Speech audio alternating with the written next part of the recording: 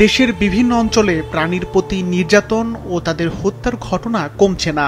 সম্প্রতি পাবনায় এক মা কুকুরের ৮টি বাচ্চাকে পানিতে ডুবিয়ে হত্যার মর্মান্তিক ঘটনা দেশ জুড়ে ব্যাপক আলোড়ন সৃষ্টি করে। এমন নিষ্ঠুর আচরণ সমাজের বিবেককে বারবার প্রশ্নের মুখে দাঁড় করাচ্ছে। এর মাঝেও আশার আলো দেখাচ্ছেন গাজীপুরের ক্যামেলিয়া কিসকু নামের এক সাহসী নারী।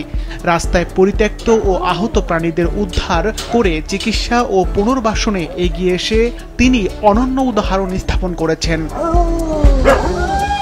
অসহায় এসব প্রাণীর নিরাপদ আশ্রয়ের জন্য তিনি জেলার কালীগঞ্জ উপজেলার রায়দেরিয়া গ্রামে প্রতিষ্ঠা করেছেন আশ্রয় ফস্টার হোম নামে একটি প্রতিষ্ঠান। এখানে যত্ন, চিকিৎসা আর ভালোবাসায় পুনরায় স্বাভাবিক জীবনে ফেরার সুযোগ পাচ্ছে অনেক পথপ্রাণী।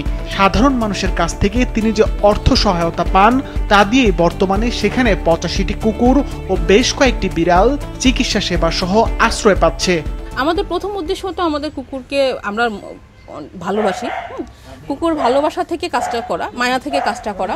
আমাদের এখানে একটা নির্দিষ্ট চার্জ আছে রাস্তার কুকুরদের জন্য। আমরা এখানে ব্যয়বার আমরা যে চার্জটা রাখি ৪৫০০ টাকা করে মাসে, ওখান থেকে খরচটা কিন্তু এটা কাভার করা হয়। আশেপাশে মানুষজন কিন্তু আমাদের খুব কটাক্ষ করে, রাস্তাঘাটেও কটাক্ষ করে, আমাদেরকে নানা রকম হুমকি দেয়।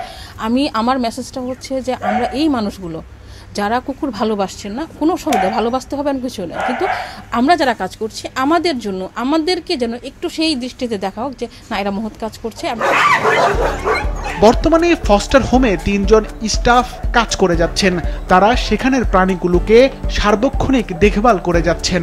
এখানে যে কুকুরকে দেখাশোনা করি, অসুস্থ কুকুর আসে তাকে একটু করতে হয়, দেখাশোনা করতে হয়, ওষুধ দিতে সাহায্য করি।